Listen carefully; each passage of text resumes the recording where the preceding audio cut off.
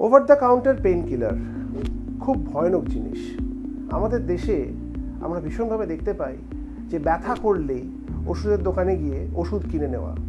Actually শুধু pain killer নয়, আমরা অনেক অ্যান্টিবায়োটিকও কিনে এনে খেতে থাকি। কিন্তু আজকে কথা বলবো শুধু পেইন কিলার নিয়ে। তার কারণ হচ্ছে এই পেইন কিলার থেকে কিডনির অসুখ হওয়ার চান্স ইজ ভেরি হাই।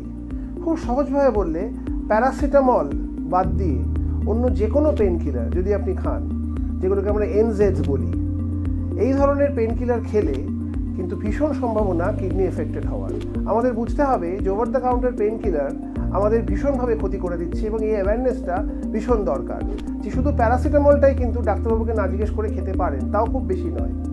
কিন্তু এটা বুঝতে হবে যে আর কোনো ওষুধ কিন্তু আমি বলবো না খেতে ওভার দ্য কাউন্টার ডাক্তারবাবুকে জিজ্ঞেস না করে। এটা মনে রাখবেন, over the counter pain killer abuse কিডনির অসুখের বিরাট বড় কারণে দাঁড়াচ্ছে সারা পৃথিবীতে।